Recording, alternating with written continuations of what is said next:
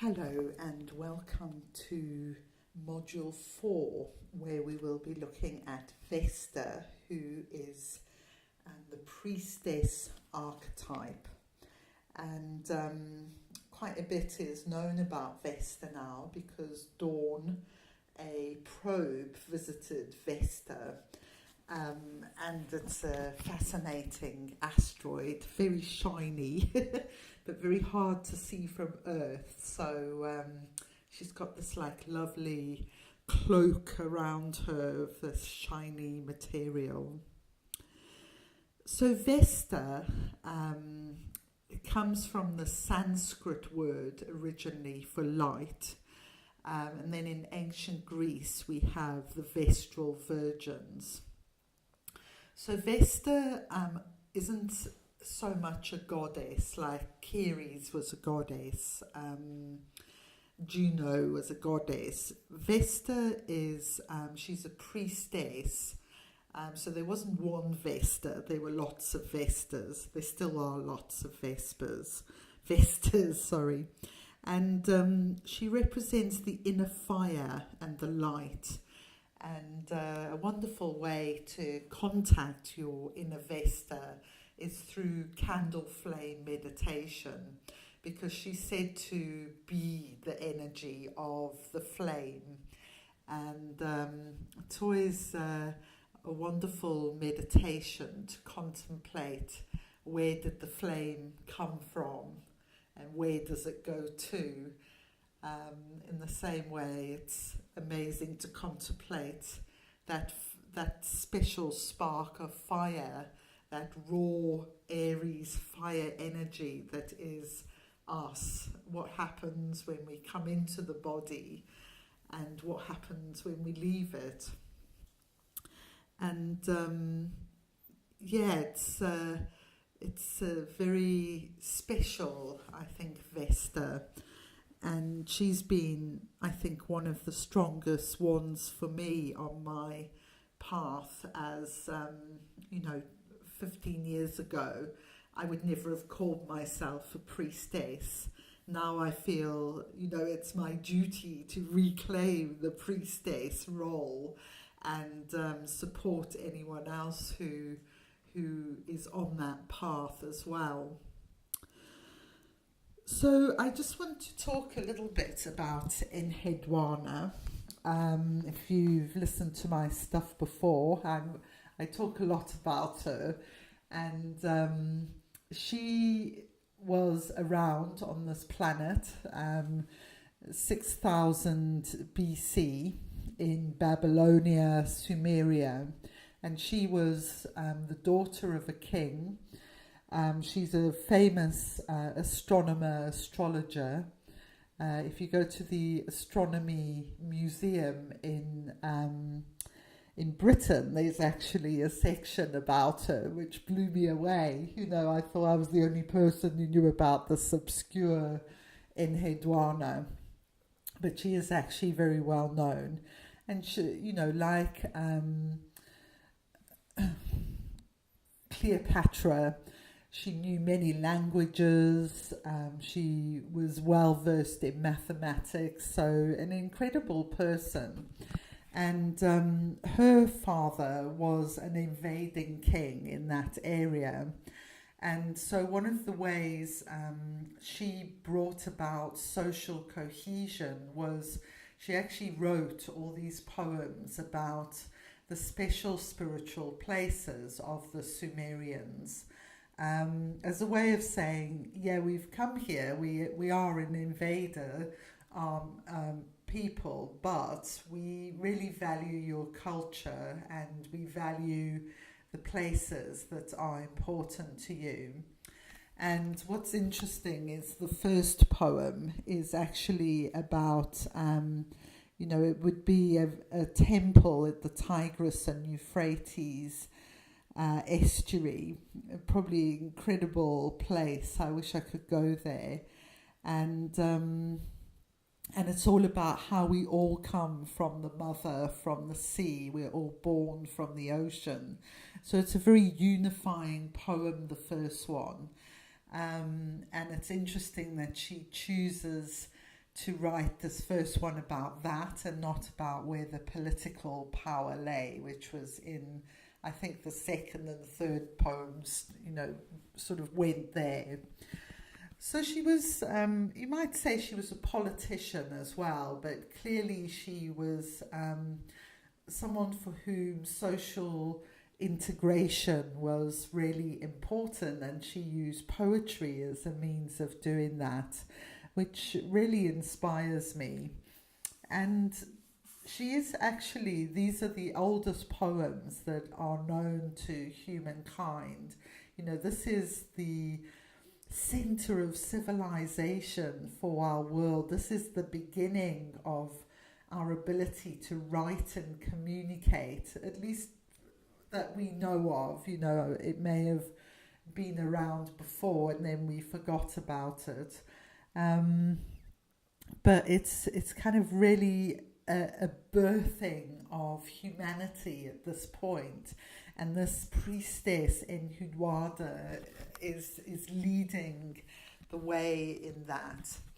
And so these poems were found on stone in the deserts of Iraq, of all places. I think it was about 30 years ago. And they're written in a language called cuneiform, which hardly anyone can speak or interpret. So it took a long time for them to be understood, and they're incredible poems. They're passionate, many of them are very erotic, and I think what amazed me is how different the priestess archetype embodies so much emotion and sexuality and social reform and all these things actually that I feel that I embody in this life, in this quite unusual combination of being a poet and an astrologer and all these other things. So it was like, wow, this woman existed, and I feel really passionate about sharing her work with the world. So there's 2 books, and I'm in Catalonia, and I can't remember the author's name exactly. I know it's Betty, here's her first name. She's an amazing person who's dedicated her life to Enhedhuanna. So the first book I read was called Lady of the Largest Heart, and that and Women Who Run with Wolves are probably like huge turning points in my consciousness as a woman, and in deeply empowering books. If it's meant to be, I guess, in your path, which it was for me, this is a life-changing book.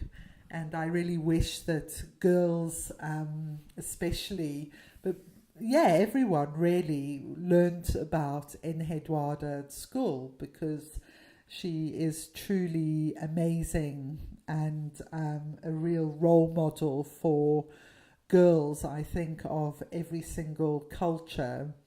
And to me, so important to recognize that actually this place we now call Iraq, and Britain and America have sort of bombed into oblivion, basically.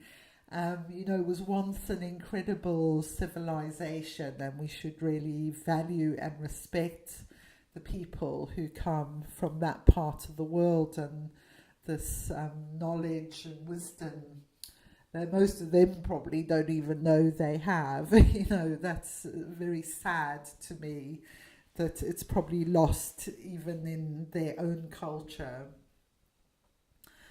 Okay, so she's an archetype of a priestess, and through her poems we get some really actually juicy, tangible understanding of the role of the priestess. And actually one poem in particular of hers talks about the change in the patriarchy coming in, and she gets thrown out of the temple at one point by a male official.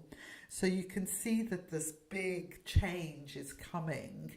And here we get these rumblings and the absolute emotional pain that caused her, you know, and this tremendous loss of status. And, you know, I guess she was looked after as the high priestess, and suddenly she's cast out into the wilderness. And to some degree, the priestess is still cast out in the wilderness. You know, we've, in the Christian church, in the Anglican church, women are now able to be vicars again, but, you know, it's not been straightforward, and there's many men and even women in the congregation who really opposed to that still, even though I actually listened to a wonderful podcast on, I think it was called 100 Years of Women in the Church, and the women on that were putting forward that actually women are really rising into new ways of being that are much, you know, resonating much more with communities. That sort of idea of the quite remote male figure that was unreachable isn't working. You know, people don't want that anymore. We live in a different time, and so women are actually kind of doing a better job. You know, they're building their congregations better because their approach is more, you know, obviously this is generalizing, but the approach is more about the whole community. You know, how can spirituality work better in communities, and how can it bring people together, and how can it solve social problems? And these are huge splits, you know, they go back such a long way to the split between Gnostic Christianity, which is much more feminine and of the heart, you know, and within that, women could take the same vows as men and act as, whatever, they wouldn't have called them vicars, but priestesses, I guess. Whereas the Roman Church, which ultimately came to dominate Europe, really repressed the feminine. And the Third Crusades, it's quite interesting being here in Catalonia in Spain, because, you know, in France and Spain were just obliterated the Gnostic Christians. And, you know, say like about 200 kilometers, maybe not even that far from here, is Montsegur, where all the Gnostic Christians were round up and burnt. And I've been on a pilgrimage there many years ago, and I know so many people on this path, you know, feel drawn to go to Montsegur and kind of reclaim this Gnostic Christianity and the Black Madonna as well. So this Vesta is an archetype who essentially is resolving the issue between spirituality and religion. And the way Vesta works is that she is much more empowering. She is that the spirituality is coming from the heart and from an inner flame. It's not something that's bestowed on us from outside. And this is a really absolutely crucial concept for change in our world. I sort of woke up in the middle of the night and it felt like a bit of a download that this is what I need to talk about with Vesta, is that the Anukai, who many thousands of years ago basically seeded our human race. Now there's many star peoples who have been involved in enriching our DNA, let's say, but the Anukkite DNA that we carry is not good at all, because it's the way that we have been enslaved, and they created us as slaves, and they didn't want us to change to be anything else, you know. And the way that we've been enslaved is through religion and through fear, basically, you know, that we'll go to hell or something terrible will happen to us unless we follow all these rules. And for women, unless we've got to repress our emotions, our anger, our outrage at the way that women are treated globally. We've got to accept that men are better than us and can treat us cruelly. And so all these things have been encoded into our DNA, and this is why it's actually so hard for humanity to change, because politicians and religious figures have known how easy we are to manipulate, really, and they do it a lot. You know, they've got no interest in us being empowered human beings. And so you might say the Vesta archetype is a bit of a revolutionary, and if in my case is in related to Uranus, the planet of breaking free from the past chains, then you definitely get this kind of real urge to empower oneself and other people to not be enslaved by religion. And yeah, so it's interesting actually, because we have recently, myself and my partner, we're both women, we've started going to church, and we're the only gays in the church so far. And it's interesting, you know, just actually how welcoming people have been, and they've been praying for more people to come, and we feel really drawn to go to this particular church, which I won't give away the details online, but it's like many churches in Britain. It's got quite an elderly congregation, you know, it's a very small congregation, so they're really wanting new people. And the new people they've got are us. You know, we're very spiritual and we love singing and stuff, you know. So I've been impressed actually about how welcoming people have been, and that the priest, there's different priests who come, and the last time the priest did a talk about how the church needs to change their ideas, so that was quite good.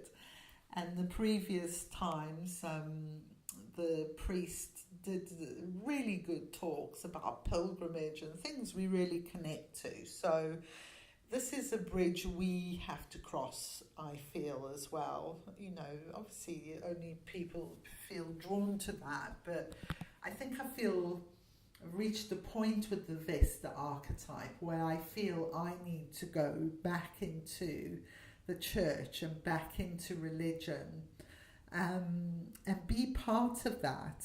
You know, this is all about bridge building, and sometimes you have to cross bridges that aren't comfortable necessarily. You know, there can be fears about things. You know, there's this whole kind of persecution from the past, for a start, hanging over anyone like myself who, you know, I'm an astrologer. I love the healing of plants and animals. I'm of a shamanic inclination, let's say, but there's another side of me that loves churches and rituals, and I want these things to be one within myself. And this to me is one of the core healings of Vesta, this bridging between religion and spirituality, which will take all of us on a different journey, depending on where we live in the world and our life experiences and what we're reclaiming and what we're healing from our own ancestral line. Okay, so let's have a look then at Vesta in relation to the planets, as we've done with the other modules. So if we look at Vesta in relation to Jupiter, so Jupiter is expansive and benevolent influence. And so, this Vesta may be a very expansive Vesta. She may be into multi-faith, for example. Someone could certainly go down the path of being a multi-faith minister. But there'd be an urge to kind of expand one's ideas, and that could include into other cultures and religions. And it feels like quite a confident Vesta, not a particularly wounded Vesta. I'm laughing because I feel that I probably am quite a wounded Vesta. I actually have Chiron opposite Vesta, so feels like there's wounded Vestas and Vestas who are more confident. Let's just put it that way. Okay, so then if we look at Vesta and Saturn, so Saturn's always an interesting planet because it can have such a wide range of effects, from lead to gold, literally. So depending on the aspect, whether it would be positive or negative, you might find that in childhood the Vesta archetype was restricted in some way. So, for example, the parents may have been very religious and dogmatic about how things had to be and very, fearful of a God out there. And then some positive things that Saturn can bring could be, the ability to kind of structure and create new structures and forms.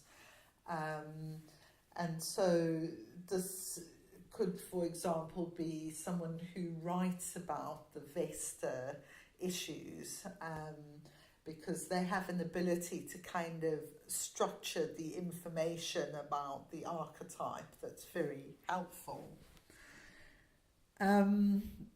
I've mentioned Uranus before, so very interesting. The Uranus can be a real kind of wanting to break free from these past chains and healing in a deep way the wounds of the priestess. And also Uranus has to do with the Aquarian energy of being on the internet, and so things like I'm doing here, sharing on the internet, trying to reach a wider audience about the goddess asteroids. That could be something that the Uranus influence brings in.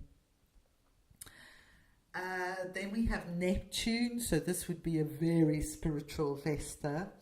Perhaps, the poetry side, the music side would be important to this Vesta. All the Vesta archetype loves rituals of any sort, so combined with this very artistic flair of Pisces and this real kind of sensitivity of Pisces, Neptune energy, it could be very beautiful, actually.